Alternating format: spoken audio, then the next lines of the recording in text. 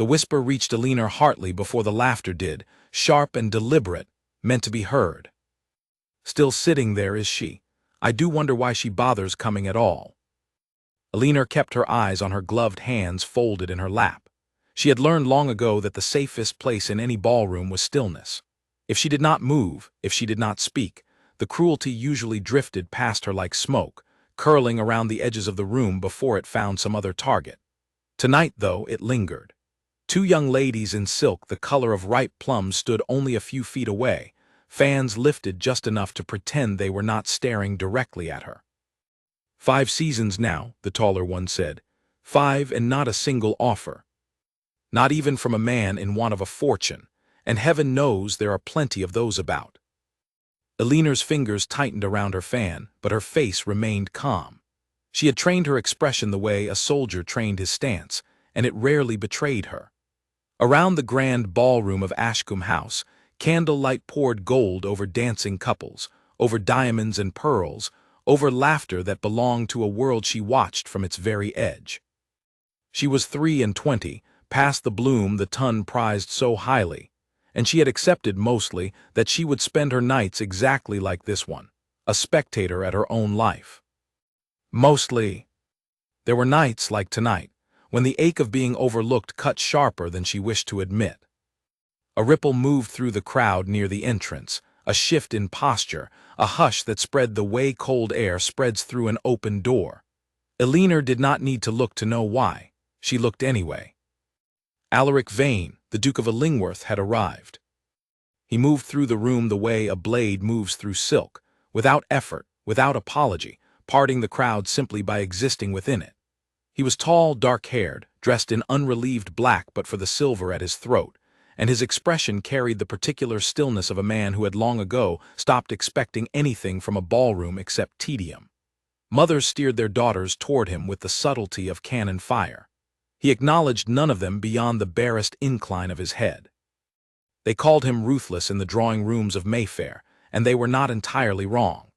He had built his fortune harder than any duke needed to, had crushed 2 rival shipping ventures without a flicker of hesitation, and had ended a business partnership of 11 years the moment he learned his partner had lied to him. He did not forgive weakness, and he certainly did not forgive dishonesty.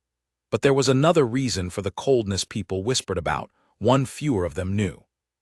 His father had died when Alaric was 21, leaving him a title, a mountain of debt, and a 9-year-old sister who cried herself to sleep for a year afterward.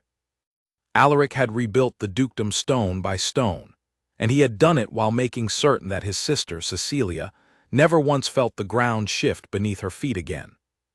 He loved exactly one person without condition. Everyone else he tolerated. Tonight he had come only because Cecilia had asked him to, and because Cecilia so rarely asked him for anything that he could not refuse her. He found a position near a marble column, accepted a glass of wine he did not intend to drink, and prepared to endure the evening in the manner he endured most social obligations, as a debt paid rather than a pleasure taken. His gaze passed over the room without particular interest until it reached the far corner, where a woman sat alone, her spine straight, her face composed, entirely unbothered, or so it appeared by the 2 gossiping women a few feet from her. Something about her stillness caught him. Most women in this room performed for an audience, arranged their smiles, angled their shoulders toward whichever gentleman might be watching. This one did none of that. She simply sat as though she had made peace with being unseen, and that peace looked, to Alaric's practiced eye, like something carefully built rather than naturally felt. He did not know her name, he did not ask. Across the room, Alina's younger friend Charlotte Pemberton returned from the refreshment table with 2 glasses of ratafia, and settled beside her with a soft huff. Charlotte was one of the few people in London who sought Alina out rather than avoided her, a fact Alina treasured more than she ever said aloud. "You are gripping that fan as though it owes you money," Charlotte said quietly. "They are only talking," Alina answered. "It hardly signifies." "It signifies to me." Charlotte glanced toward the 2 women in plum silk, her mouth thinning. "Lady Millbank's daughters have nothing better to do than count other people's disappointments. I should like to remind them how very recently their own mother's fortune was in question. "Please do not." Eleanor allowed herself a small, real smile the first of the evening. "I do not need defending, Charlotte." "Everyone needs defending sometimes," Charlotte said. "You simply never let anyone do it." Eleanor considered that, turning her wine glass slowly between her fingers. It was true, she supposed. She had built her composure the same way Alaric Vane had built his fortune, out of necessity, out of the particular loneliness of being a clever woman in a world that valued prettiness and fortune above all else. She had neither in great supply. Her father's estate was modest, her face pleasant rather than striking, and her wit, which she had learned early to keep sheathed, tended to unsettle the very gentleman it might have charmed, had she ever dared unsheathe it in company. She glanced up once more, unable to help herself, and found her gaze meeting the Duke of Illingworth's directly across the crowded room. It lasted only a moment. He did not smile, did not incline his head, did not offer any of the small courtesies gentlemen extended to ladies they had never met. He simply looked at her, a long, unhurried, assessing look, as though she were a ledger he was reading for errors, and then his attention moved elsewhere, drawn by his sister's laughter near the dance floor. Eleanor's cheeks warmed despite herself. She told herself it meant nothing. Dukes did not look twice at wallflowers, and certainly not at wallflowers whose fortunes could not tempt them and whose faces could not turn heads. Whatever had passed between them was accidental, a stray glance in a crowded room, forgotten before he had finished turning away. She did not know, could not have known, that Alaric Vane rarely looked at anything by accident. Near the dance floor, Lady Cecilia Vane, 17 and glowing with the particular joy of her very first season, laughed at something her friend had said, and did not notice the way three young ladies nearby exchanged a knowing, unkind glance. Cecilia was warm where her brother was reserved, trusting where he was guarded, and she had inherited none of his suspicion of the world, only his loyalty.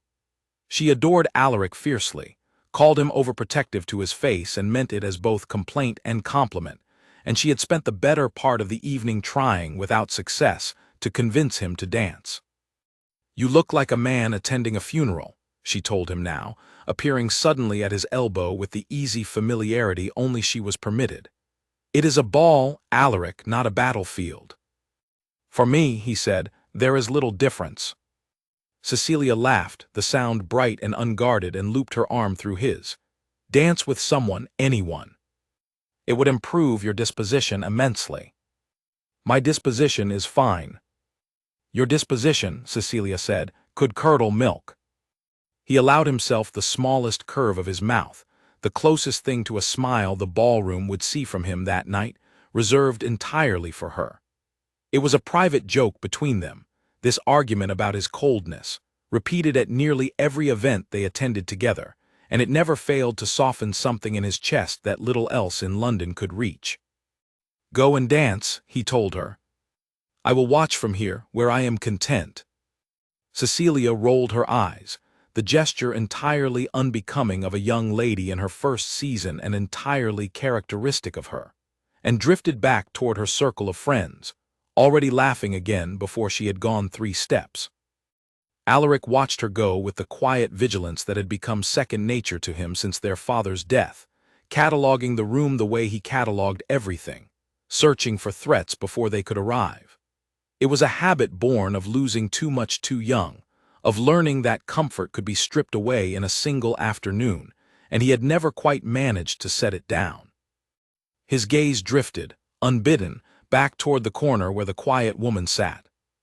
She had returned to her stillness, her spine straight, her expression composed, watching the dancers with an attention that seemed less wistful than searching, as though she were studying the room rather than longing for a place within it.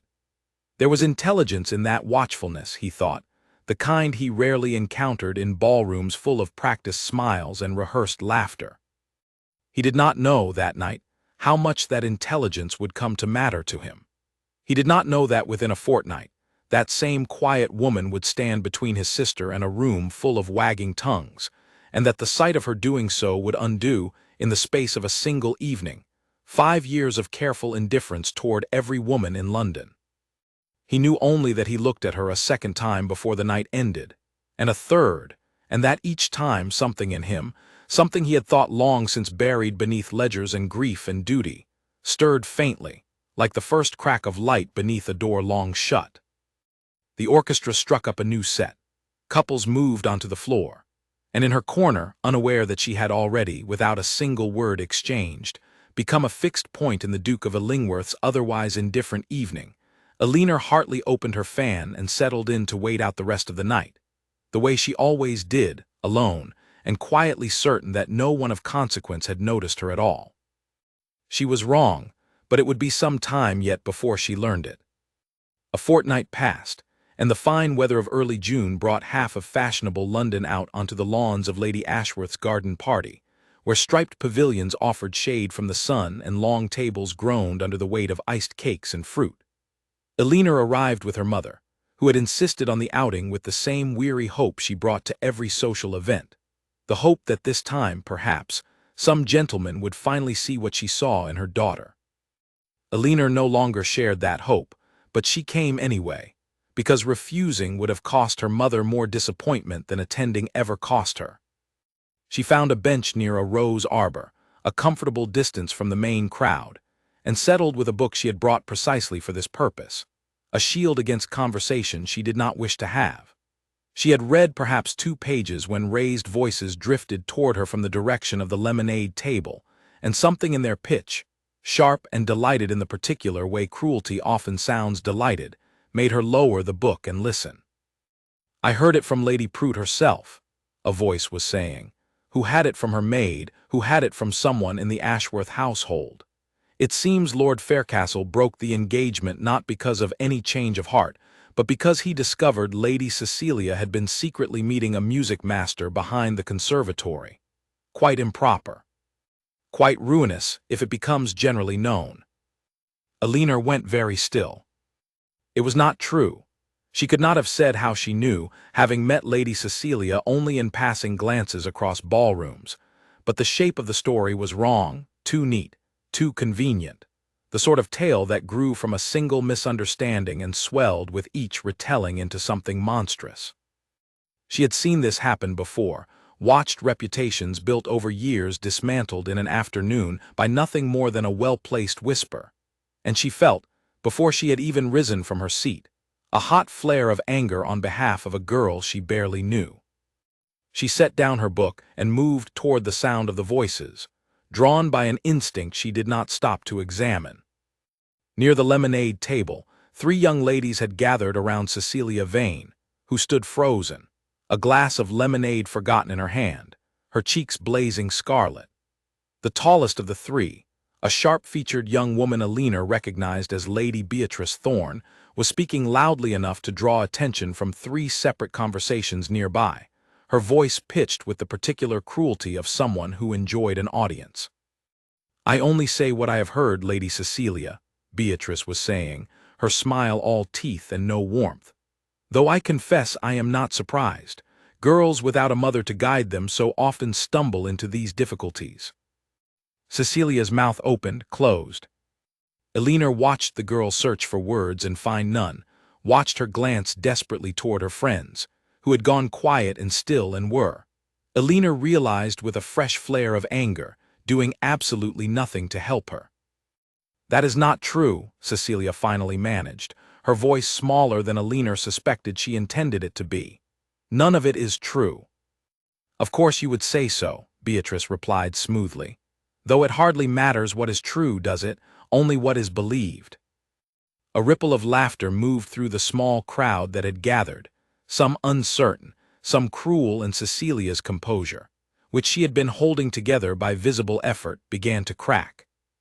Her eyes shone with the particular brightness that meant tears were close, and Eleanor, watching from a few feet away, felt something in her chest that she recognized only distantly, a memory of standing exactly where Cecilia now stood, alone in a circle of people who found her humiliation entertaining. She did not decide to step forward. She simply found herself doing it, her feet moving before her mind had finished weighing the consequences. "Forgive me," Illingworth said, her voice cutting cleanly through the murmur of the crowd. "But I could not help overhearing, and I find myself curious, Lady Beatrice, about your sources." Every head turned.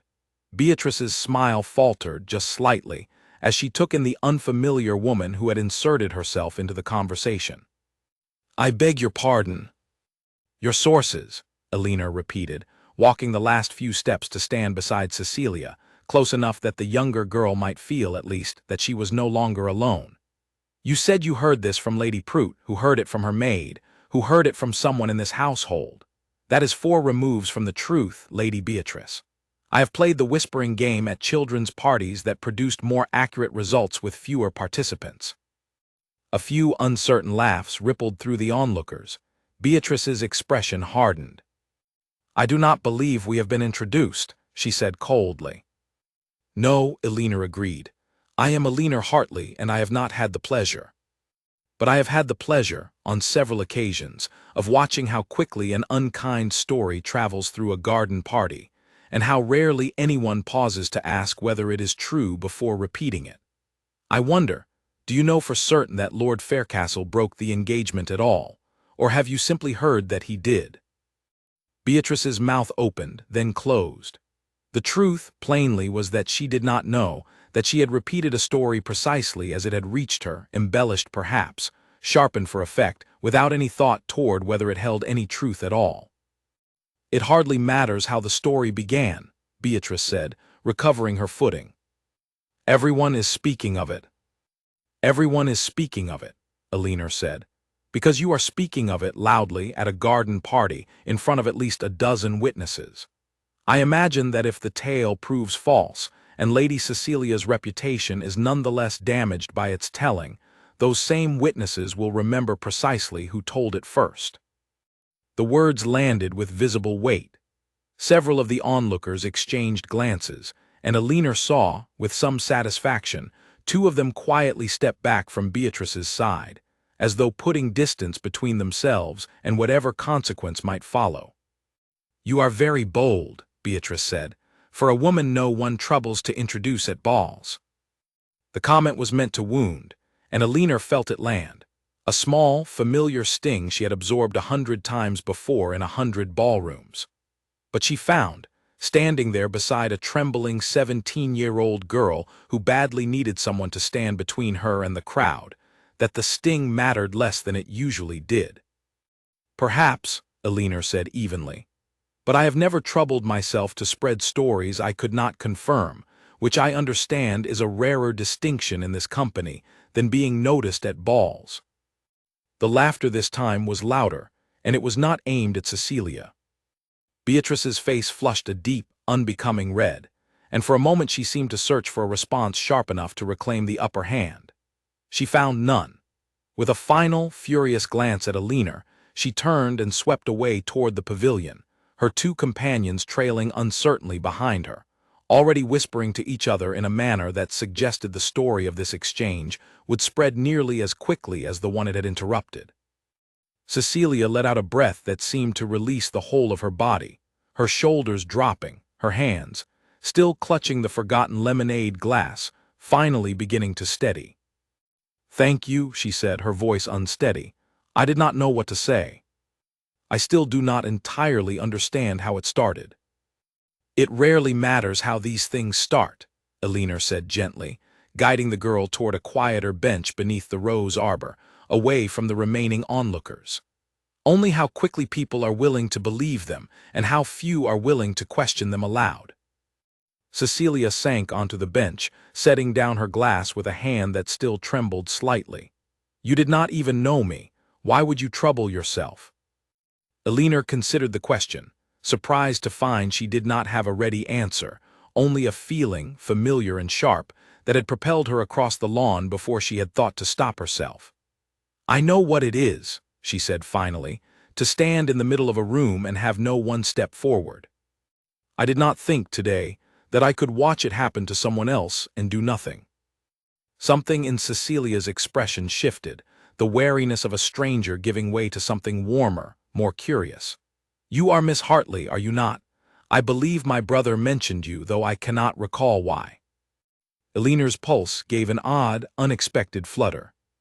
"Your brother, the Duke of Illingworth," Cecilia said, and then, seeing Eleanor's expression, added with a small, knowing smile that suggested she was rather more perceptive than her 17 years might have implied. "Though perhaps I ought not to have mentioned that." Before Eleanor could formulate a reply, a shadow fell across the bench, tall and unmistakable, and she looked up to find the Duke of Illingworth himself standing before them, his expression unreadable, his gaze moving from his sister's tear-bright eyes to Eleanor's face with an intensity that made her suddenly, acutely aware of every word she had spoken only minutes before, uncertain whether he had heard any of it, or all of it. "Cecilia," he said, his voice low and controlled in a way that did not entirely mask the concern beneath it. "What has happened?" Cecilia opened her mouth to explain, but it was Eleanor who found herself, unexpectedly, holding the Duke's attention entirely, his dark eyes fixed on hers with a weight she felt in her chest like a hand pressed flat against her ribs. "Nothing that need concern you further, Your Grace," Eleanor said, rising from the bench, suddenly unsure what to do with her hands, her voice, the whole unsteady rhythm of her own heartbeat. "A misunderstanding, resolved." "I do not think," Alaric said slowly, his gaze not moving from her face, "that I have ever heard a misunderstanding described with quite so much satisfaction in the resolving of it." It was, Eleanor realized with a small jolt of surprise, very nearly the ghost of a smile playing at the corner of his mouth, there and gone so quickly she might have imagined it, had she not been watching him so closely, and had she not felt her own breath catch, entirely without her permission, in response. "Your Grace," Eleanor said again, dropping into the small curtsy propriety demanded, though her mind was still turning over the strange warmth that had risen in her chest at the sight of that almost smile. "I did not intend to draw attention. I only meant to see that your sister was not left to face unkindness alone." "You did rather more than that, I understand," Alaric said. He glanced toward Cecilia, who was watching the exchange between them with open, unguarded interest, entirely unhelpful in her silence. "Cecilia, perhaps you might tell me precisely what occurred." "Miss Hartley put Lady Beatrice Thorne in her place," Cecilia said promptly, some of her color and spirit returning now that the danger had passed. "Quite thoroughly. I have never seen anyone speak to Beatrice that way and not come away worse for it. Miss Hartley did not even raise her voice." Alaric's attention returned to Eleanor, and this time the almost smile did not vanish quite so quickly. There was something new in his expression, something that looked, to Eleanor's startled eye, remarkably like respect, an emotion she had rarely seen directed toward her by anyone outside her own family. "I am given to understand," he said, "that Lady Beatrice Thorne is not easily put in her place. She has made something of a habit of unsettling far more experienced ladies than my sister." "She had simply never been asked to account for her sources before," Eleanor said. "I find that most people who spread unkind stories have not thought terribly hard about whether they are true. It is usually enough to ask plainly how they came to know what they claim to know." "A useful weapon," Alaric said, "and a rare one. Most people in this city prefer their gossip unexamined. It is considerably more entertaining that way." "Then I am afraid I make for poor company at most gatherings," Eleanor said, and was surprised to hear a thread of real humor in her own voice, something she rarely allowed herself with strangers, let alone with a duke whose reputation for coldness preceded him into every room he entered. "On the contrary," Alaric said, his dark eyes holding hers with an attention that made the noise of the garden party around them seem suddenly distant, muffled, unimportant. "I find myself considerably more interested in this gathering than I was 10 minutes ago, Miss Hartley." Eleanor felt heat rise in her cheeks and looked away, toward the roses climbing the arbor behind them, needing a moment to collect herself before she said something she could not take back. She was not accustomed to being looked at, not truly looked at, and the sensation was unsettling in a way she could not quite name, equal parts alarming and, though she was reluctant to admit it even to herself, thrilling. "You owe me nothing, Your Grace," she said finally. "I did not act to earn your notice." I am aware, he said. That is, I think, precisely why you have it. Cecilia, watching this exchange with the sharp, delighted attention of a younger sister who suspected she was witnessing something significant, rose from the bench and gathered her skirts with an air of sudden, transparent purpose. I believe I see Charlotte Pemberton near the pavilion, she announced to no one in particular. I really must go and thank her for the kind note she sent last week. Do excuse me. She was gone before either of them could reply, moving across the lawn with a lightness of step that suggested she was rather pleased with her own strategic retreat, leaving Elinor and Alaric standing alone beneath the rose arbor in a silence that felt, to Elinor, both terrifying and oddly comfortable. Your sister is not subtle, Elinor observed. No, Alaric agreed. She has never been subtle about anything in her life. It is at times her most exhausting quality and at other times her most endearing. He paused, his gaze drifting toward Cecilia's retreating figure with an expression Elinor had not yet seen on him, unguarded, warm, entirely without the coldness the ton so readily assigned him. She is all I have left of my family, Miss Hartley. My mother died when I was young, and my father when Cecilia was 9. I have spent a great deal of effort making certain that nothing and no one is permitted to hurt her, and I confess, I do not always manage it as well as I would wish. You cannot shield her from every unkind word, Elinor said gently. No one can be shielded from that, not entirely. I think, perhaps, what she needs is not protection from every difficulty, but the knowledge that she is not facing them alone. Alaric studied her for a long moment, something shifting behind his eyes, some recalculation she could not quite read.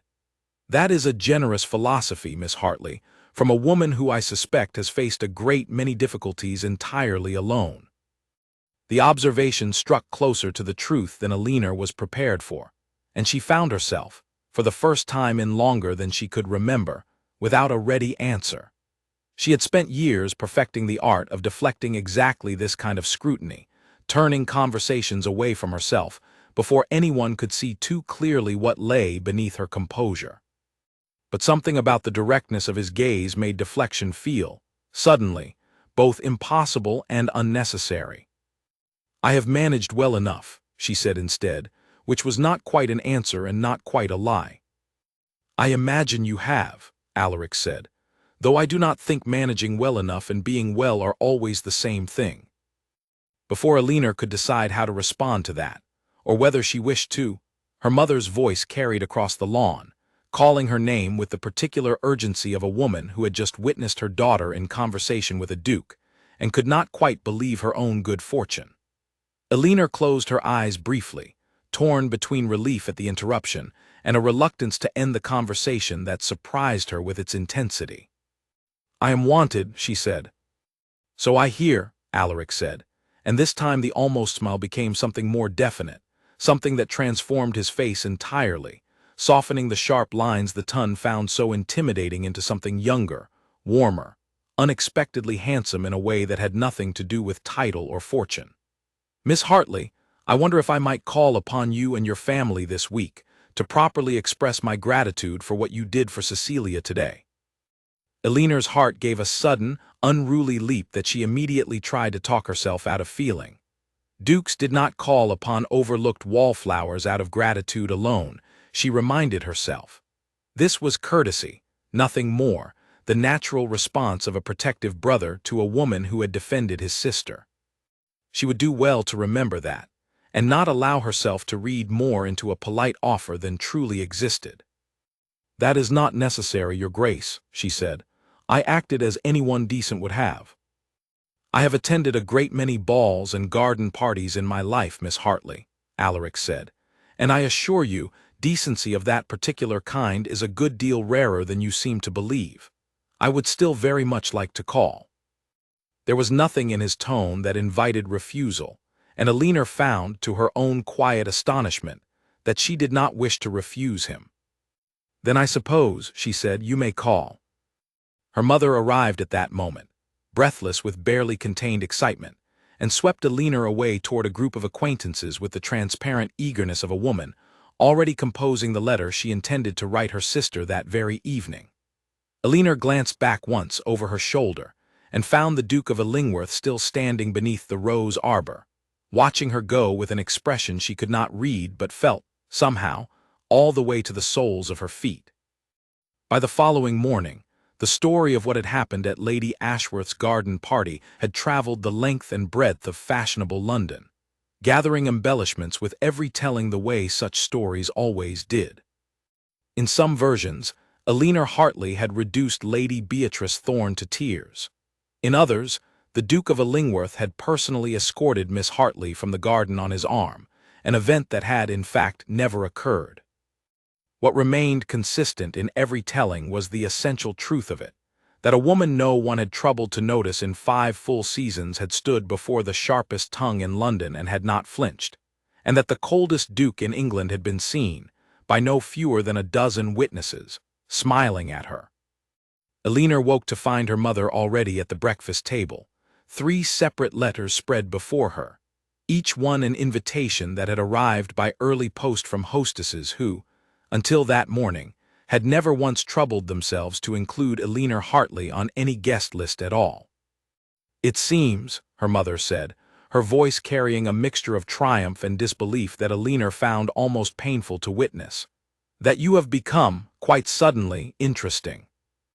Elinor sat down slowly across from her mother, staring at the unfamiliar sight of her own name written across 3 separate invitations in 3 separate hands, and felt, beneath the strange new attention, a small, wary voice reminding her that interest gained so suddenly could vanish just as quickly, and that she would do well not to let herself hope for anything more than a passing curiosity, however much the memory of dark eyes watching her beneath a rose arbor made hope feel, for the first time in years, dangerously close to possible.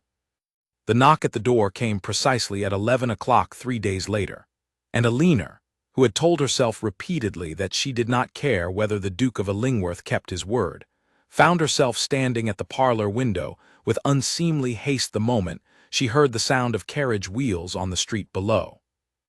It was, unmistakably, his carriage, black and unadorned but for a small silver crest, and Elinor stepped hurriedly back from the window before she could be seen watching for him like a schoolgirl.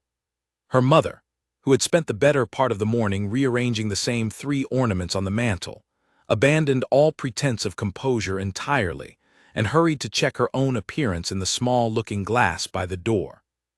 "He is early," her mother whispered, as though early arrival were itself a matter of grave significance. "He is precisely on time, mother," Elinor said, though her own pulse was behaving with considerably less composure than her voice suggested.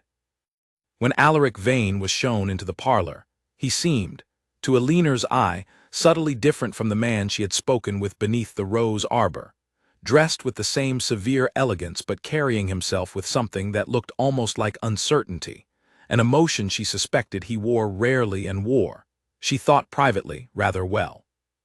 He bowed to her mother with perfect correctness, exchanged the necessary pleasantries with the patience of a man well accustomed to social ritual, and then turned his attention to Elinor with an intensity that made the room feel, suddenly, considerably smaller than it had a moment before. "Miss Hartley," he said, "I hope I find you well." "Very well, your grace," Elinor said. "Though I confess I did not entirely expect you to come." "I keep my word, Miss Hartley," he said. "When I give it, which I find I do rather less often than most men in my position, and rather more often than most of them would credit." Elinor's mother, with the transparent tact of a woman determined to give her daughter every possible advantage, discovered a sudden and urgent need to speak with the housekeeper about the arrangement of the afternoon's refreshments, and departed the parlor with a haste that left the door only partially closed behind her, a concession to propriety that satisfied no one entirely, but offended no one either. "Your mother is not subtle," Alaric observed, echoing without knowing it Elinor's own words about his sister 3 days prior. "No," Elinor said, settling into the chair across from him with an attempt at composure that she suspected fooled neither of them. "She has waited a long time for a gentleman to call, your grace. I fear her hopes may have already outpaced the reality of your visit." "And what is the reality of my visit, in your estimation?" Alina considered the question carefully before answering, aware that whatever she said next would set the shape of whatever conversation followed. Gratitude, I assume. You said as much yourself. You wish to thank me for what happened with Lady Cecilia. That was my stated reason, Alaric agreed. I am beginning to suspect it was not my only one. The admission hung in the air between them, quiet and unexpected, and Alina felt her carefully maintained composure waver in a way she had not experienced in longer than she cared to remember. She had spent 5 seasons perfecting the art of expecting nothing, of protecting herself from exactly this kind of hope, and she found now that the protection she had built so carefully was proving considerably less sturdy than she had believed. "You should not say such things to me, Your Grace," she said quietly. "It is unkind to raise hopes that cannot be met." Something shifted in his expression, a flicker of something that looked almost like hurt beneath the surface calm. "Do you believe me incapable of sincerity, Miss Hartley, or do you simply believe yourself unworthy of it?" The question landed with more force than Alina had expected, striking at something she had not examined closely in years. The quiet, persistent belief she had carried since her first disastrous season that she was simply not the sort of woman men noticed, wanted, chose. She had built an entire life around that belief, had learned to find contentment in books and quiet corners and the small, steady comforts of her own company, and she was not entirely certain she wished to have that careful architecture disturbed, however gently. "I believe," she said finally, choosing her words with care, "that dukes do not generally form attachments to women without fortune or particular beauty, however grateful they may feel in the moment. I believe gratitude fades, Your Grace, and I would rather guard against disappointment than court it." "That is a very practical philosophy," Alaric said. "I am not certain it is an entirely honest one." Alina's chin lifted slightly, a flash of the same spirit that had faced down Lady Beatrice Thorne beneath the rose arbor. "I do not know what you mean." "I mean," Alaric said, leaning forward slightly, his dark eyes holding hers with an intensity that made it difficult for Alina to remember precisely what she had been so determined to guard against, "that I have spent 5 years since my father's death building walls around everything I value, Miss Hartley. My sister, my fortune, my own heart, if I am honest, which I have offered to no one since I was a very young man and learned, rather painfully, what it costs to offer it carelessly. I recognize the architecture of careful self-protection when I see it, because I have spent 5 years constructing my own version of it. I am not offering you gratitude that will fade with the season, Miss Hartley. I am telling you that I have thought of very little else since I watched you stand up to a woman with a tongue sharp enough to have humbled duchesses, on behalf of a girl you had never met, expecting nothing in return." Alina sat very still, her heart beating with a rapid, unfamiliar rhythm, uncertain how to answer a declaration so much more direct than anything she had expected from this first, formal visit.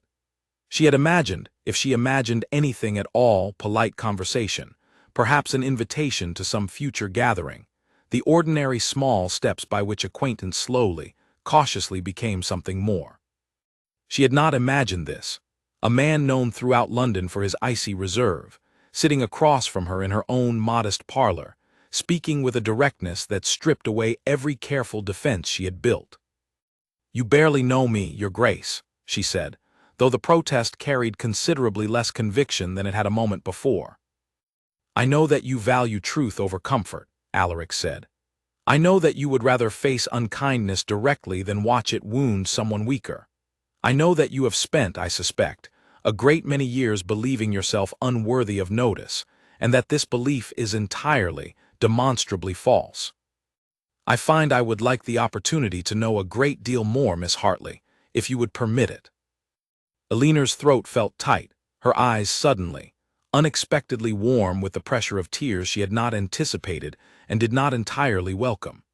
It had been a very long time since anyone had spoken to her, as though she were worth the effort of true attention, and she found the sensation both wonderful and, in some small, wary corner of her heart, deeply frightening.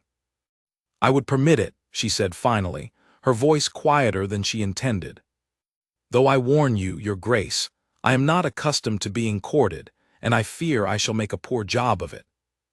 For the second time since she had met him, Alaric Vane smiled, fully and without reservation, and the transformation was, Elinor thought, rather like watching sunlight break across a winter landscape, unexpected and entirely beautiful.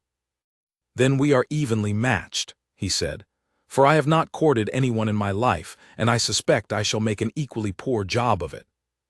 I propose we simply be honest with each other, Miss Hartley, and trust that honesty will serve us better than practice charm." "That," Elinor said, feeling something in her chest loosen that had been tightly wound for 5 long, lonely seasons, "sounds like a proposal I could accept."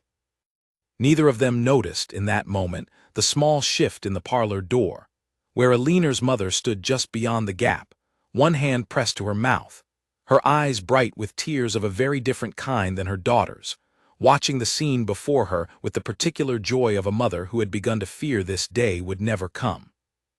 Outside, in the fashionable streets of Mayfair, word of the Duke of Illingworth's carriage stopping outside the Hartley residence had already begun its own quiet, inevitable journey from doorstep to doorstep, servant to servant, until by that evening it would reach the ears of at least one young lady who had no intention of allowing Elinor Hartley to keep the interest of a duke she herself had, until 3 days prior, considered entirely beneath her notice, and entirely beneath her competition. Lady Beatrice Thorne received the news of the Duke of Illingworth's visit to the Hartley residence while taking chocolate in her mother's morning room, and the cup nearly slipped from her fingers entirely. "That cannot be correct," she said, setting the cup down with a sharp clink against its saucer. "The Duke of Illingworth does not call upon anyone. He has refused 3 separate introductions this season alone, including one my own mother arranged with considerable effort." "And yet," her maid said, with the particular relish servants reserved for delivering news they knew would wound, "his carriage stood outside the Hartley house above half an hour, my lady, and Miss Hartley's own housemaid says he smiled the whole visit through, which I understand is not a thing anyone has seen the Duke do above twice in 5 years. Beatrice's jaw tightened. She had spent 2 full seasons cultivating the Duke of Illingworth's notice with a patience and strategy that would have impressed a military commander, appearing at every event he was known to attend, learning his preferences in music and conversation from anyone willing to share them, positioning herself, always, within his line of sight without ever appearing to seek it. She had told herself and told her mother that his coldness was simply a fortress not yet breached, that the right woman, persistent and clever enough, would eventually find the gate. She had never once considered that the gate might open for a woman like Elinor Hartley, plain and portionless, and until a fortnight ago, invisible to the entire ton. "This is not finished," Beatrice said quietly, more to herself than to her maid. "A duke's interest is not the same as a duke's commitment. There is a great deal that can happen between the two if one is clever enough to arrange it." She spent the remainder of that morning composing, in her mind, the shape of a campaign, and by the following afternoon, the first small seeds of it had already begun to travel through drawing rooms across Mayfair, delivered with the same practiced casualness she had once used to praise the Duke's excellent taste in horses. "I do hope Miss Hartley understands what she has taken on," Beatrice remarked to a small gathering at Lady Prue's afternoon tea, her tone carrying just enough sympathy to disguise the knife beneath it. "The Duke of Illingworth is not known for constancy in his attachments, you understand. There was a young woman 2 years ago, a Miss Fenwick, I believe, to whom he showed a great deal of attention for nearly a month before losing interest entirely. She left London for the country shortly after and has not returned since.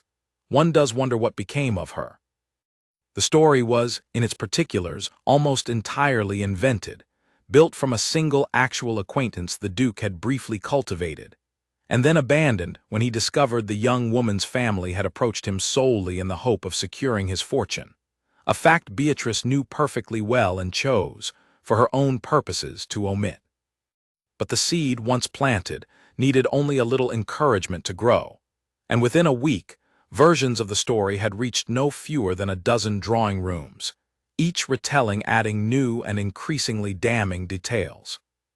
Alina first heard the whispers at a musical evening hosted by Lady Ashcombe, standing near the refreshment table while two women she barely recognized spoke in tones pitched, deliberately, just loud enough to carry. "Poor Miss Hartley," one of them said. "I do hope she is prepared for how quickly these things end. The Duke has a history of losing interest rather suddenly, I understand, and rather completely." Alina's stomach twisted, the old, familiar dread of public humiliation rising in her chest even as she reminded herself, firmly, that she had no reason to believe a word of it.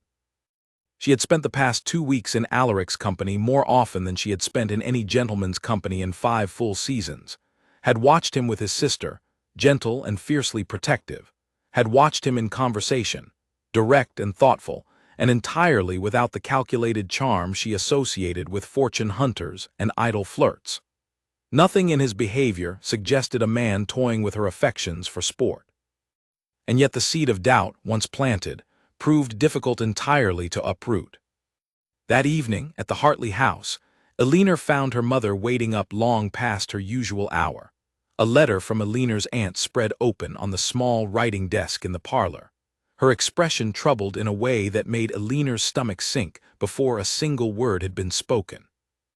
"Your aunt has heard the stories too," her mother said without preamble. "She writes to warn us against placing too much hope in the Duke's attentions. She says dukes of his sort often amuse themselves with women beneath their notice before returning, in the end, to their own circle for a wife. She fears for your heart, Alina, and I confess, having heard what is being said about him this week, I find I share some of her fear." Alina sat down slowly across from her mother. The warmth she had carried home from her most recent conversation with Alaric, 3 days prior, in the quiet garden behind the Illingworth townhouse, curdling into something colder and more uncertain. "You have met him, mother," Alina said. "You have watched him with me. Do you truly believe what they are saying?" Her mother hesitated, and the hesitation itself was answer enough to send a small crack through Alina's carefully rebuilt confidence. "I do not know what to believe," her mother admitted. "I only know that I have watched you hope before, Alina, and I have watched that hope disappointed, and I could not bear to watch it happen again, not at the hands of a man so far above our own circumstances that he might end this attachment on nothing more than a passing whim, without ever once considering what it might cost you." The words settled over Alina like a weight, and though she told herself repeatedly over the following days that she trusted Alaric, that she had seen enough of his character to know the stories were unjust, she found herself, despite her best efforts, watching him more carefully whenever they met, searching his expressions for some sign of the fickleness the ton insisted lay beneath his attention, and hating herself faintly for the searching. Alaric, for his part, was fighting a battle of his own, one Alina knew nothing about, waged not in drawing rooms but in the quiet, private hours he spent alone with his own memory of the woman who had taught him, at 24, precisely how costly sincerity could be. Her name had been Lavinia Ashcroft, the daughter of a baron with considerably more debt than land, and Alaric had, in the 2 years following his father's death, been young enough and lonely enough to mistake her careful attention for genuine affection. He had nearly proposed. He had, in fact, gone so far as to speak with his solicitor about settlements before he learned, from a careless remark dropped by her own brother at a card table, that Lavinia had confided to her closest friends that securing the Duke of Illingworth was merely the fastest available route to clearing her family's debts, and that she found him, privately, rather tedious company for the price. He had never spoken of it to anyone, not even Cecilia, who had been too young at the time to understand the shift in her brother's demeanor that followed, the gradual hardening that the ton had since come to know as his natural character.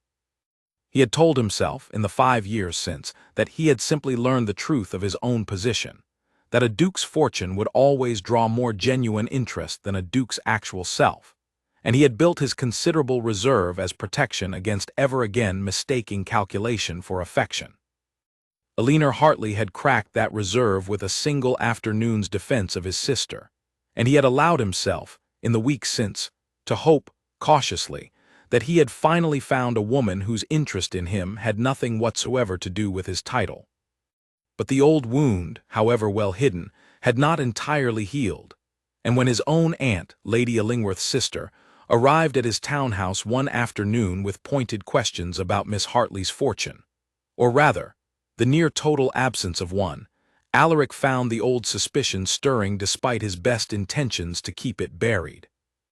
"She has no fortune to speak of," his aunt said bluntly, settling into the chair across from his desk with the confidence of a woman who had never once hesitated to speak her mind to her nephew.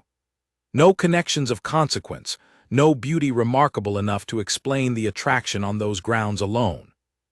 I do not say this to wound you, Alaric, but you must ask yourself honestly what draws a portionless woman of 23, unmarried after 5 full seasons, to the sudden and considerable attentions of a duke.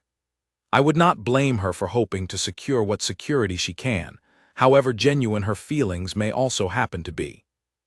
The words lodged themselves in Alaric's chest with an uncomfortable familiarity, echoing thoughts he had spent considerable effort refusing to entertain. And though he told his aunt, firmly, that he trusted Miss Hartley's character entirely, he found, in the days that followed, that trust and doubt could occupy the same heart at once, each one whispering its own version of the truth whenever he was alone with his thoughts. He called on Elinor less frequently that week than he had the week before, his letters shorter, his manner, when they did meet, subtly more guarded, and Elinor, already unsettled by her mother's warnings and the whispers circulating through every drawing-room she entered, noticed the change immediately and drew precisely the conclusion the gossips had hoped she would draw. "He has grown distant," she confided to Charlotte one afternoon, the two of them walking slowly through the small park near the Hartley house, autumn's first cool breeze stirring the leaves overhead. "I do not know what I have done or failed to do, but I feel it, Charlotte, the same way one feels a change in the weather before the first drop of rain falls." "Perhaps it is nothing more than the pressures of his position," Charlotte offered gently. "Dukes are not, I imagine, entirely free to conduct their courtships without a great deal of unwanted commentary from every corner of society." "Perhaps," Elinor said, though she did not entirely believe it, the old, familiar voice in her own heart, the one that had told her for 5 seasons that she was simply not the sort of woman men chose to keep, growing louder with every day that passed without a proper explanation for the sudden coolness she felt radiating from a man who, only a fortnight before, had told her he thought of little else besides her. Neither of them spoke, in that quiet week of mounting doubt, of the fear that sat, unacknowledged, at the center of both their hearts, that the very thing which had drawn them together, an honesty neither of them had offered anyone else in years, was proving considerably harder to sustain once the whole of London had begun, with practiced cruelty, to whisper them apart. It was Cecilia, in the end, who broke the silence neither her brother nor Elinor seemed able to break themselves. She had watched Alaric grow steadily quieter over the course of a week, retreating into his study for long hours with ledgers he did not truly need to review, and she had watched, too, the small, telling signs that something similar troubled Elinor whenever the two families crossed paths at the same events, a brightness gone from her eyes, a hesitation in her manner that had not been there before. Cecilia was 17, not blind, and she had grown fond enough of Elinor Hartley in their brief acquaintance to refuse to watch the two of them drift apart over what she strongly suspected was nothing more than misunderstanding and wounded pride. She found her brother in his study on a gray Thursday afternoon, staring at a column of figures he had clearly not read in several minutes, and closed the door behind her with a decisiveness that made him look up in surprise. "You are behaving like a fool," Cecilia announced, without preamble, settling into the chair across from his desk with her arms crossed. Alaric set down his pen slowly. "I beg your pardon." "Miss Hartley," Cecilia said, "you have grown cold toward her this past week, and I do not believe for a moment it is because your feelings have changed. I believe someone has been whispering in your ear the same poison they have been whispering into hers, and you are both too proud to simply ask each other the truth. That is not your concern, Cecilia." "It is entirely my concern," she said, her voice rising with the particular fire she had inherited, whether he liked to admit it or not, from her brother. Miss Hartley stood before Beatrice Thorne and defended me when not a single one of my own friends had the courage to do it. I will not sit quietly and watch you throw away her regard because you are afraid, the way you have always been afraid since Lavinia Ashcroft, that anyone who cares for you might secretly be counting your fortune. Alaric went very still, his expression shuddering in the way it always did when that particular wound was touched, however gently. You know nothing of that. I know more than you think, Cecilia said, softening slightly. I was young, but I was not so young that I did not notice the change in you afterward, Alaric. I have watched you build walls around your heart for 5 years, and I understood it, I did, because I love you and I did not wish to see you hurt again. But I also watched you, only a few weeks ago, smile at Miss Hartley in a way I have not seen you smile at anyone since Father died. I will not watch you talk yourself out of that happiness because of something a cruel, jealous woman whispered at a tea party. Alaric was quiet for a long moment, his gaze dropping to the ledger before him without truly seeing it. Aunt Margaret raised similar concerns. Miss Hartley's circumstances, her lack of fortune, the timing of her sudden prominence in society, coinciding so precisely with my attention toward her. And has Miss Hartley ever once asked you for anything? Cecilia pressed. Has she angled for invitations, hinted at settlements, arranged to be wherever you might see her? Or has she, in fact, done precisely the opposite, insisting repeatedly that you owed her nothing, that your attention need not continue if it was born only of gratitude? Alaric thought back over every conversation he had shared with Alina since that first afternoon beneath the rose arbor, and found, with a growing and uncomfortable clarity, that his sister was entirely correct. Alina had never once sought advantage from his attention. If anything, she had spent there every meeting attempting to talk him out of pursuing her further, guarding herself, he now understood, against precisely the kind of disappointment her own mother and aunt had warned her to expect. I have been a fool, he said quietly. Yes, Cecilia agreed without a trace of sympathy. You have. I suggest you remedy it before someone with fewer scruples than Miss Hartley convinces her that your coldness this week was proof of exactly the fickleness London has accused you of. That evening, Alina sat alone in the small parlor of her family's house, a book open on her lap that she had not managed to read a single page of, her thoughts circling, as they had circled for a week, around the growing distance she felt from a man she had allowed herself, cautiously and against every instinct of self-protection she had built over 5 long seasons, to hope for. A knock at the door startled her from her thoughts, followed almost immediately by the housemaid's voice announcing, with poorly concealed excitement, that the Duke of Illingworth had called and requested a private word. Alina's heart gave a painful, uneven lurch as she rose to meet him, uncertain whether to hope for reconciliation or brace for the ending she had begun, over the past week, to believe was inevitable. Alaric entered the parlor with none of his usual careful composure, his expression open in a way Alina had not seen since their very first real conversation beneath the rose arbor, and before she could offer even the most basic greeting, he crossed the room and took both her hands in his, an intimacy neither of them had permitted themselves before. I have been a coward this week, he said without preamble.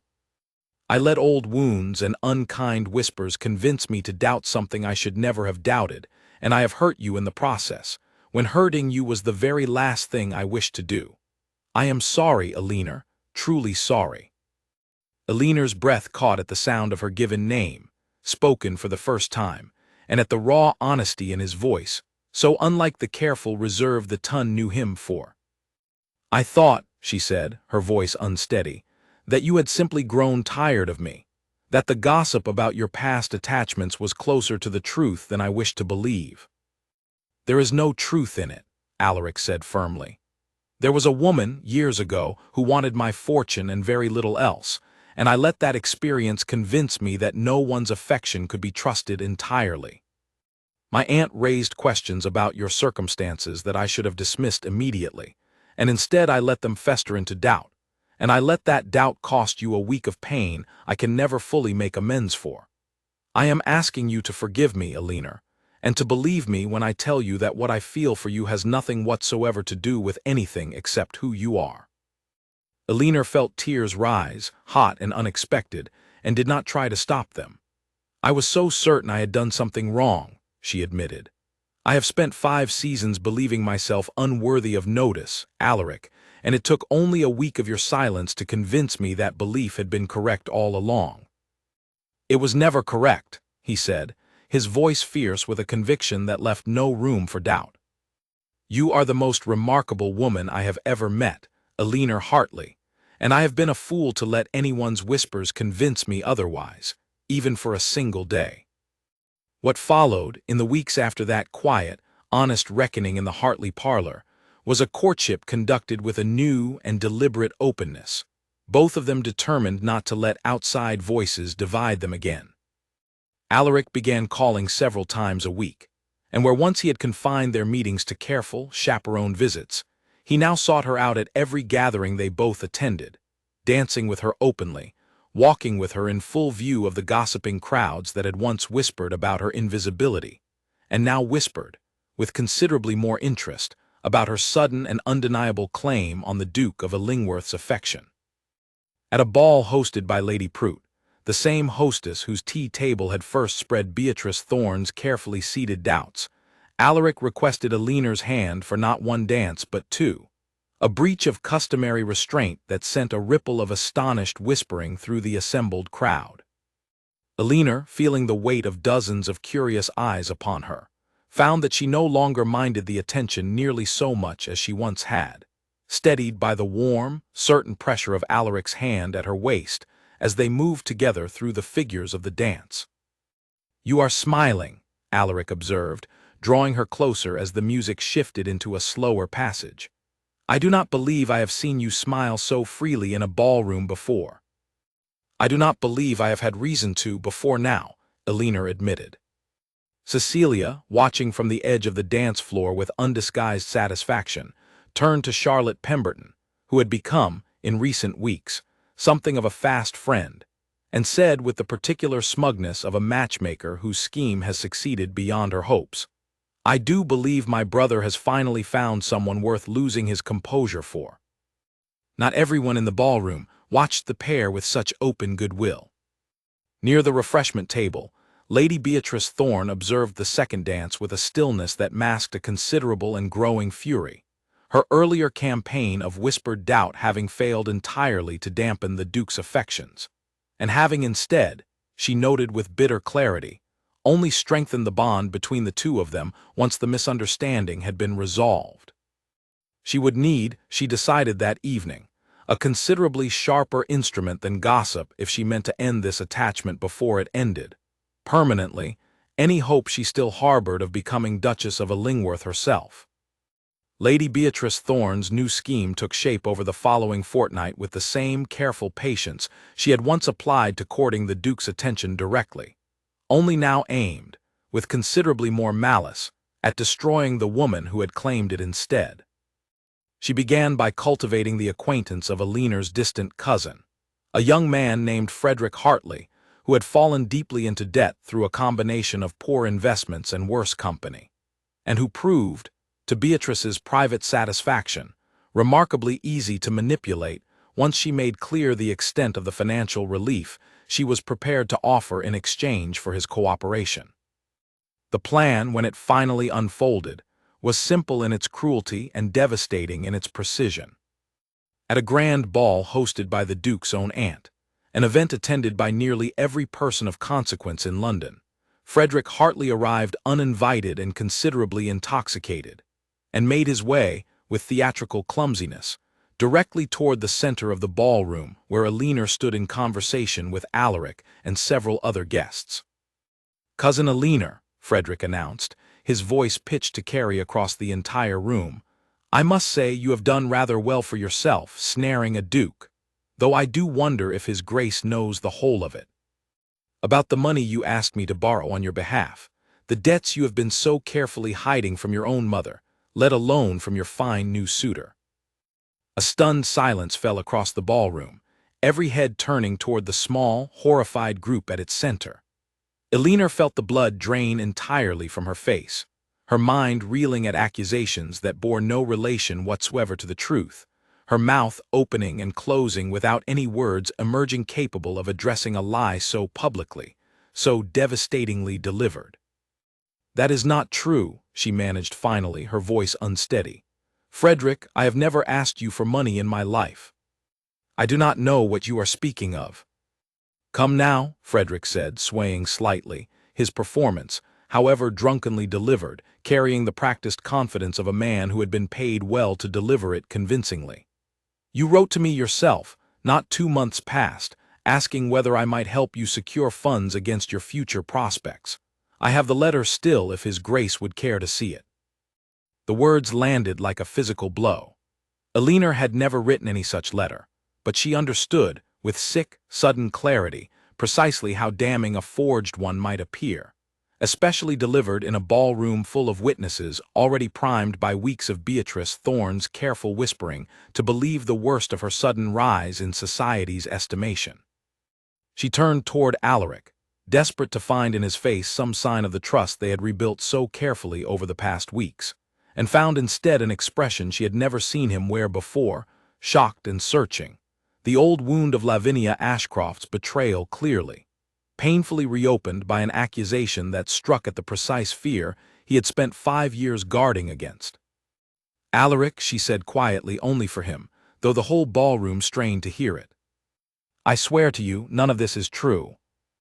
For a long, agonizing moment, he said nothing at all, and in that silence, Illingworth felt something inside her chest crack entirely open, the fragile hope she had allowed herself over these past weeks crumbling beneath the weight of a doubt she could see, plainly, forming behind his eyes. "Frederick Hartley is known throughout London as a man of poor character and worse debts," Alaric said finally, his voice carefully controlled, though Illingworth could hear, beneath the control, a note of genuine uncertainty that frightened her more than open anger would have. "I do not know what to make of this accusation, Illingworth, but I think it wise that we discuss it privately, away from this audience." It was not the immediate, unwavering defense she had hoped for, and she felt the absence of it like a fresh wound layered atop the humiliation of the accusation itself.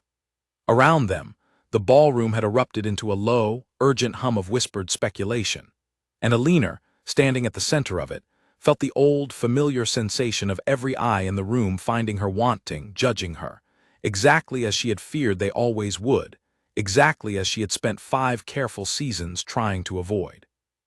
"Excuse me," she said, and before Alaric could stop her, she turned and made her way through the crowd toward the exit, her composure holding by the thinnest possible thread, unwilling to give the assembled ton the satisfaction of watching her break entirely in front of them.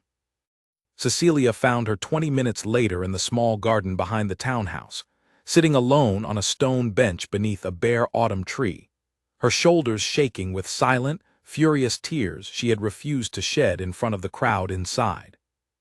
"It is not true," Illingworth said the moment Cecilia sat beside her, though the younger woman had not asked. "None of it. I have never written to Frederick Hartley about money in my life. I do not even know when I last saw him before tonight." "I believe you," Cecilia said simply, and the certainty in her voice, offered without hesitation or condition, broke something loose in Illingworth's chest that she had been holding rigidly in place since the accusation was first delivered. "Your brother did not," Illingworth said, the words catching on a fresh wave of tears. "He looked at me, Cecilia, and I could see the doubt in his eyes, the same doubt his aunt planted a fortnight ago, and I understood in that moment precisely how fragile everything we had built together truly was." "My brother is afraid," Cecilia said gently.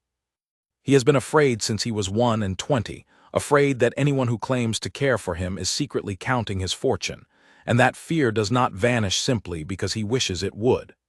But fear and doubt are not the same as disbelief, Illingworth. Give him tonight to think clearly, away from the crowd and the shock of it, and I promise you he will see the truth of this as plainly as I do." Illingworth wanted desperately to believe her, but the old, familiar voice inside her own heart, the one that had insisted for 5 long seasons that she was not the sort of woman men chose to keep, whispered that perhaps this was simply the ending she had always known, somewhere beneath her cautious hope, was coming. She returned home that night without waiting for Alaric to find her, and spent the following 2 days in a state of miserable uncertainty, refusing all callers, unable to eat more than a few bites at any meal, her mother hovering nearby with worried, helpless concern that offered no real comfort against the possibility that the one attachment Elinor had allowed herself to hope for might already be lost. It was Alaric himself who finally broke the silence, arriving at the Hartley house on the 3rd morning with an expression of such visible exhaustion and determination that Elinor's mother admitted him without a single word of the usual formalities, simply gesturing toward the parlor where Elinor sat, pale and still, staring at a letter she had not managed to finish writing. "I have spent 2 days investigating Frederick Hartley's claims," Alaric said, without preamble, crossing the room to kneel before her chair with an urgency that startled her into looking up. The letter he produced was a forgery, and not even a particularly skilled one. "My solicitor identified the paper as a stock commonly sold by a stationer in Cheapside, entirely different from any paper your own household uses, and the handwriting, once compared against genuine samples of your own, does not match in a single significant particular. I also learned, from a conversation with your cousin's own valet, that Frederick received a considerable sum from an anonymous source only days before the ball, a sum that has since gone directly toward settling his most pressing debts." Elinor's breath caught. "Beatrice." "Beatrice," Alaric confirmed grimly. "I have no proof that would satisfy a court of law, but I have proof enough to satisfy my own conscience entirely. And Elinor, I am ashamed, more deeply ashamed than I can properly express, that it took me even a single moment of hesitation that night to know the truth of your character. I let old wounds cloud my judgment at precisely the moment you needed me to trust you without reservation, and I have spent every hour since trying to make it right." "You doubted me," Elinor said quietly, the hurt of that moment still raw beneath her words. "In front of the entire ton, Alaric, you looked at me as though you believed, even for a moment, that I might have deceived you." "I did," he admitted, and the honesty of the admission, offered without excuse or deflection, struck her more forcefully than any denial could have. "I am not proud of it. I let 5 years of guarding my heart against exactly this kind of accusation convince me, for a handful of terrible minutes, that even you might be capable of the same deception Lavinia Ashcroft once practiced against me. It was wrong, and it was unworthy of everything you have shown me about your character since the day you defended Cecilia beneath that rose arbor, and I am asking you, Elinor, with everything I have, to forgive a fear I should have set aside the moment I truly came to know you." Elinor studied his face for a long moment, searching for any trace of the careful reserve he had once worn like armor, and found instead only raw, unguarded honesty, the same honesty that had first drawn her to him weeks before, now offered without any of the protection he had once kept so carefully in place. "I forgive you," she said finally, "though I will confess, Alaric, that I do not think I could survive another moment like the one in that ballroom. If we are to build something lasting between us, I need to know that you will stand beside me the next time someone tries to tear us apart, not merely investigate the truth of it after the damage has already been done." "You will never again have cause to doubt it," Alaric said, taking her hands in his with a fierce, unwavering conviction. "I intend to make certain, publicly and unmistakably, that all of London understands exactly where my loyalty lies, and exactly how little patience I have remaining for anyone foolish enough to challenge it." The opportunity to make good on that promise arrived sooner than either of them expected, at a grand ball hosted by the Duke's own family only a week later, an event that nearly every person who had witnessed Frederick Hartley's public accusation was certain to attend, eager to see how the scandal might finally resolve itself. Beatrice Thorne arrived that evening with the confident bearing of a woman who believed her scheme had succeeded, having heard, through the usual channels of servant gossip, that Eleanor Hartley had withdrawn from society for several days following the accusation, a withdrawal Beatrice had chosen to interpret as guilt rather than grief. She positioned herself near the center of the ballroom, prepared to observe whatever coolness might now exist between the Duke and his once promising attachment, and found herself, within the first quarter hour, entirely unprepared for what actually unfolded. Alaric arrived with Eleanor on his arm, not merely escorted through the door in the ordinary fashion of a gentleman accompanying a lady, but held close beside him with a possessive tenderness that left no observer in any doubt whatsoever about the nature of his regard. He led her directly onto the dance floor for the opening set, a public declaration in itself, and as the music built toward its close, he did something no one in that ballroom had ever witnessed the notoriously private Duke of Illingworth do in all the years of his public life. He stopped the dance, mid-figure, drawing every eye in the room toward the center of the floor, and turned to face Eleanor directly, his voice carrying clearly across the sudden, startled hush that fell over the assembled crowd. "I understand," he said, "that a fortnight ago in this very city an accusation was made against Miss Hartley's character, an accusation I have since proven, beyond any reasonable doubt, to be a deliberate and malicious fabrication, arranged by someone who wished to see this attachment destroyed rather than see it succeed. I regret, more than I can properly express, that I did not defend her as swiftly and as completely as her character deserved in that moment. I do not intend to make that mistake again."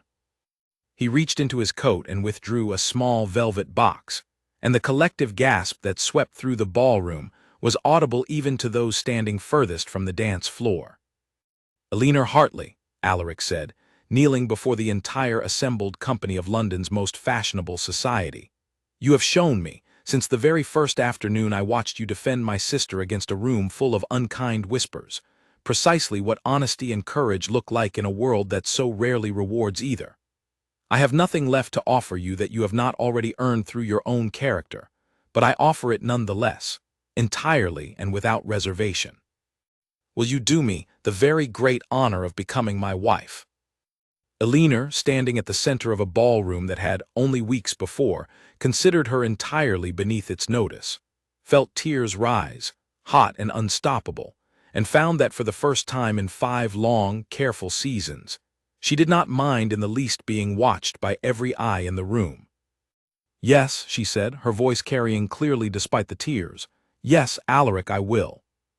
The ballroom erupted, a wave of applause and astonished, delighted murmuring that swept from the dance floor to the very edges of the room, and near the refreshment table, Lady Beatrice Thorne stood frozen, her carefully constructed scheme collapsing entirely before her eyes, watching the woman she had tried to destroy rise, instead, to a position of triumph that Beatrice herself had spent 2 full seasons failing to secure. Cecilia, watching from the edge of the dance floor with tears of her own streaming freely down her face, turned to Charlotte Pemberton and gripped her hand tightly. "I have never been so happy in my entire life," she said, laughing through her tears. "I always knew she was the one for him. From the very first moment she stood up to Beatrice Thorne on my behalf." In the days that followed, the truth of Frederick Hartley's forged letter became common knowledge throughout London, spread not through malicious whispering, but through the Duke's own quiet, thorough correction of the record, delivered to every hostess who had entertained the original rumor with the same cool, unrelenting precision he had once applied to crushing rival business ventures. Frederick Hartley, faced with the prospect of the Duke's considerable displeasure and the very real possibility of legal consequence, quickly confessed the whole of Beatrice's involvement, and within a fortnight, Lady Beatrice Thorne found herself the subject of precisely the kind of ruinous gossip she had once so gleefully directed at others, her own family quietly removing her from London society for the remainder of the season. Eleanor Hartley, meanwhile, found herself transformed almost overnight from the ton's most overlooked wallflower into the most talked-about bride London had seen in several seasons. Her wedding to the Duke of Illingworth, arranged for the following spring with a scale and splendor that reflected, in every careful detail, the depth of affection Alaric intended the entire world to witness and understand. On the morning of the wedding itself, Alina stood before the looking-glass in her family's small, familiar house, dressed in silk the color of new cream, and found herself remembering, with a clarity that brought fresh tears to her eyes, every lonely evening she had spent at the edge of ballrooms exactly like the one where all of this had begun, certain that no one of consequence would ever truly see her. "You look radiant," her mother said, adjusting the delicate lace at Alina's shoulder with hands that trembled slightly with emotion. "I confess, my dear, there were nights I feared this day would never come." "So did I," Alina admitted softly. "I had made my peace with being overlooked, mother. I never imagined that the very quality I thought made me invisible, my refusal to stay silent in the face of cruelty, would be the thing that finally made someone truly see me." Cecilia, already dressed for her role as one of the wedding attendants, appeared in the doorway with a bright, knowing smile. "He is waiting, Alina, and I have never in my life seen my brother look so nervous. You have thoroughly undone the coldest duke in England, and I could not be more delighted about it." The ceremony itself, held in the grand chapel attached to the Illingworth estate, drew nearly every notable family in London, many of whom, Alina reflected with quiet satisfaction, had not troubled themselves to learn her name during the whole of her first 5 seasons in society. She walked down the aisle on her father's arm to find Alaric waiting for her at its end. His expression stripped entirely of the careful reserve the Tun had once considered his defining quality, replaced instead with an open, unguarded joy that brought fresh tears to the eyes of nearly everyone in attendance. "You are certain," he murmured to her as she reached his side, the old habit of protecting his heart flickering, one final time beneath his obvious happiness, "that you wish to bind your life to a man who so nearly let doubt cost him the very best thing that has ever happened to him?" "I am certain," Alina said, "that the same man who nearly let doubt divide us also fought, without hesitation, to prove my innocence the moment he understood the truth, and knelt before the whole of London to make certain no one would ever again question where his loyalty lies. I could not ask for a more devoted husband, Alaric, nor a more honest one." They were married that afternoon before the assembled company of London society, and as they exchanged their vows, Alina found herself thinking not of the years of loneliness that had preceded this moment, but of the single afternoon in a rose garden that had changed the whole of her life's direction, a moment born not of calculation or careful strategy, but of the simple, instinctive refusal to watch cruelty go unanswered. The Wallflower who had sat unseen at the edge of 5 full seasons of ballrooms became, that spring, the Duchess of Illingworth, and she carried the title not with the practiced elegance London had always prized above substance, but with the same quiet courage that had first drawn Alaric Vane's attention across a crowded room, a courage that would, in the years to come, make her one of the most quietly respected women in the whole of English society, remembered not for her beauty or her fortune, of which she had possessed little of either, but for a single act of defense on behalf of a frightened young girl, offered freely, expecting nothing at all in return. A year into her marriage, Alina stood at the tall windows of Illingworth House, watching autumn rain streak the glass, and found it difficult to recall with any real clarity the woman she had once been, the quiet figure pressed into the corner of every ballroom, certain that no one of consequence would ever trouble themselves to notice her at all. That woman felt, now, like someone she had known only distantly, a character from a story told second-hand rather than a life she had actually lived. The Duchess of Illingworth had become, in the 12 months since her wedding, a figure of quiet but unmistakable influence within London society, not through the ordinary channels of beauty or fashion that the Tun typically prized, but through a growing reputation for plain speaking and genuine kindness that had, gradually, begun to reshape the very drawing rooms that had once overlooked her entirely. She had established, with Cecilia's enthusiastic assistance, a small but well-regarded charitable society dedicated to assisting young women without fortune or family connection, women who might otherwise have spent their own seasons exactly as Alina once had, unseen and unheard at the edges of rooms that valued neither their intelligence nor their character. It was into this settled, contented life that an unexpected letter arrived one gray November morning, addressed in a hand Alaric recognized instantly and had hoped, quite sincerely, never to see again. He read it in silence at the breakfast table, his expression darkening with each line, and Alina, watching the color drain slowly from his face, set down her own cup with quiet concern. "What is it?" "Lavinia Ashcroft," Alaric said, folding the letter with careful, controlled precision. "She writes that her circumstances have grown considerably reduced since her husband's death last spring, and she requests, rather boldly I think, an audience to discuss what she calls old obligations between our families." Alina felt a small, unfamiliar flicker of unease at the name, the first genuine test, she realized, of the trust they had built so carefully since the difficult weeks of their courtship. She had heard the whole of Lavinia's story from Alaric himself, months into their marriage, offered freely and without prompting, a final piece of honesty that had, at the time, felt like the closing of an old wound rather than the reopening of one. "Do you wish to see her?" Alina asked carefully. "I wish," Alaric said, "to understand what she believes she is owed, and to make certain, plainly and without ambiguity, that whatever debt she imagines exists between us was settled entirely the day she chose her family's finances over any genuine regard for my own happiness."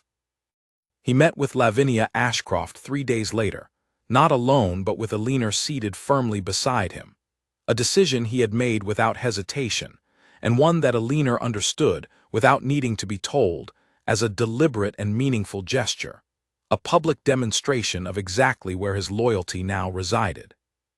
Lavinia arrived thinner and more careworn than the young woman Alaric remembered, her once confident bearing softened by genuine hardship, and she made her case for financial assistance with a quiet dignity that Alina found, despite herself, difficult entirely to resent.